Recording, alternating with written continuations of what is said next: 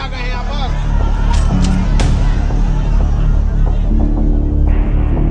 नमस्कार दोस्तों, क्या होगा उस देश का जिस देश की एजुकेशन सिस्टम पूरी तरह से करप्ट हो चुकी हो और जिस देश में एजुकेशन की खुलेआम कालाबाजारी की जा रही हो और लाखों करोड़ों का बिजनेस एम्पायर खड़ा कर इन युवाओं के भविष्य के साथ खेला जा रहा हो। हमारा देश बेशक 15 अगस्त 1947 को आजाद हुआ, पर हम आज भी ऐसे लोगों से घिरे हुए हैं जो हमें हमारी आजादी का एहसास तक नहीं होने देते और युवाओं की जिंदगी को दीमक की तरह खाते जा रहे हैं। शिक्षा एक राष्ट्र की रीढ़, वह नींव जिस पर देश का उज्जवल भविष्य टिका हुआ। लेकिन क्या हो जब यही नींव भ्रष्टाचार के दीमक से खोखली हो जाए?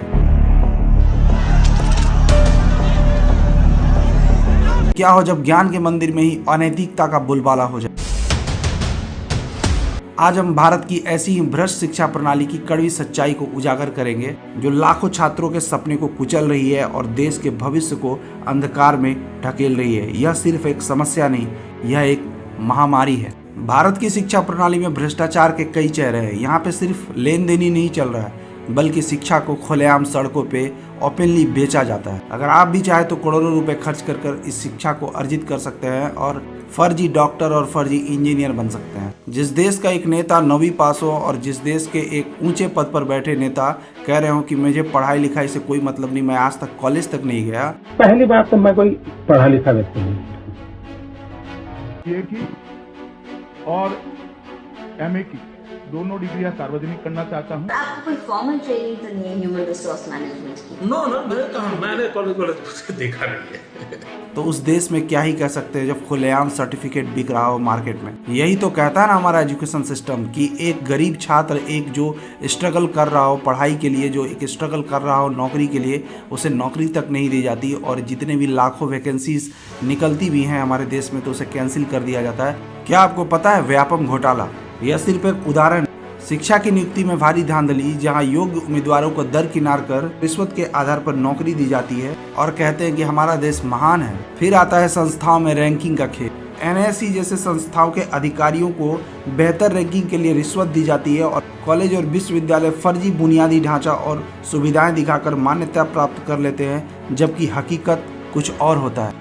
और सबसे भयावह है प्रमाण पत्रों और डिग्रियों की खुलेआम बिक्री। भारत में हजारों ऐसे विश्वविद्यालय हैं, खासकर निजी, जो शिक्षा माफिया के हाथों में है। यह शिक्षा एक धंधा बन चुकी है जहां योग्यता नहीं पैसा बोलता है। छात्रवृत्ति में भी धोखाधड़ी आम बात है, जहां छात्रों को अपनी छात्रवृत्ति रोकने की धमकी देकर पैसे ऐंठ लिए जाते हैं। आज हमारे देश की ये स्थिति है कि युवा यही सोचता है कि वैकेंसी आए और आराम से एग्जाम उसे देने को मिल जाए और उसे आराम से नौकरी मिल जाए।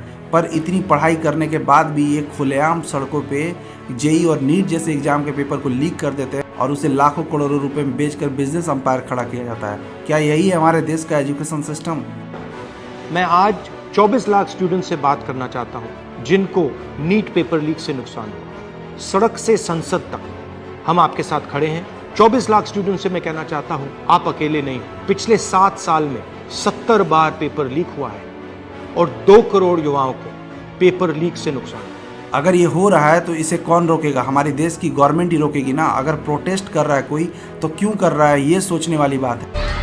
ये ग्रेजुएट विद्यार्थी बिना बोले यहाँ पे आ गए हैं यहाँ पर।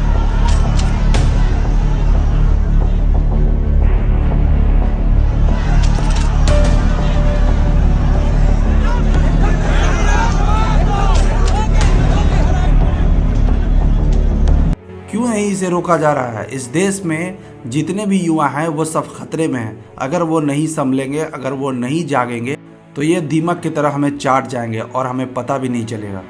सही किसी ने कहा था कि हमारे एजुकेशन सिस्टम में 2 चीज़ की कमी है, एक एजुकेशन की और दूसरे सिस्टम की। इतनी घटिया सिस्टम है कि एजुकेशन कभी ठीक नहीं हो सकता और सिस्टम तो कभी ठीक होने से रहा। और मोदी जी कहते हैं हमारा देश आगे बढ़ रहा है और ऊपर से हमारे देश के फाइनेंस मिनिस्टर निर्मला सीतारमण जी ने 18% जीएसटी लगा कर रखा है एजुकेशन पे, ताकि ये गरीब युवा पढ़े कम और टैक्स ज्यादा दे। इनसे भी टैक्स की वसूली की जाती है। आपको नहीं पता है जिस देश में एजुकेशन पे 18% जीएसटी ठोक के बैठे हैं, वित्त मंत्री कितना जीएसटी लगाई है? 18%। सेकेंड हाईएस्ट टैक्स लगा है एजुकेशन पे, सेकेंड हाईएस्ट टैक्स एजुकेशन पे। अब मोदी जी कहते हैं घर घर शिक्षा की ज्योति जलेगी। हाँ, मसाल जलेगा। सेकेंड हाईएस्ट टैक्स किसी देश में एजुकेशन पे ठोक सकते हैं, आप कभी कल्पना कर सकते हैं?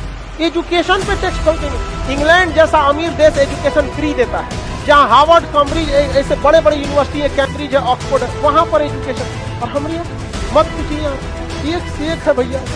आप सोचो एक मजदूर का बच्चा जो पढ़ाई कर रहा है वो भी 18% जीएसटी दे रहा है, और मुकेश अंबानी और अडानी जैसे लोग, उनके भी बच्चे एजुकेशन पर 18% जीएसटी दे रहे हैं। अमीर अमीर होता जा रहा है और गरीब गरीब होता जा रहा है। ऐसा है हमारे देश का कानून और ऐसा है हमारे देश का एजुकेशन सिस्टम। आप अगर आवाज़ नहीं उठाएंगे तो आपको कुचल दिया जाएगा और आपके भविष्य को बर्बाद कर दिया जाएगा। जिस तरह से आज हो रहा है हमारे देश में, हमें बिल्कुल सतर्क रहना चाहिए और हमें अपनी हक की लड़ाई लड़नी चाहिए। चाहे एजुकेटेड पीपल हो चाहे अनएजुकेटेड, उन्हें अपने बच्चे के लिए कुछ ना कुछ सोचना पड़ेगा ताकि हमारा देश सुरक्षित हो और हमारा देश का भविष्य उज्जवल हो। यह लड़ाई सिर्फ सरकार और कुछ अधिकारियों की नहीं है, यह लड़ाई हमारी है और इसे पाने के लिए हमें खुद लड़ना होगा। भारत की शिक्षा प्रणाली को भ्रष्ट मुक्त बनाना एक लंबी और कठिन लड़ाई है, पर यह असंभव नहीं है। इसलिए जब भी आप कभी भी कहीं पे भी एजुकेशन से रिलेटेड किसी भी तरह का फ्रॉड अगर देखें तो अपील करें, आवाज़ उठाएं और अपने आसपास के लोगों को भी जागरूक करें ताकि आपके साथ जो हो रहा है वो कभी दूसरे के साथ ना हो पाए और हमारा सिस्टम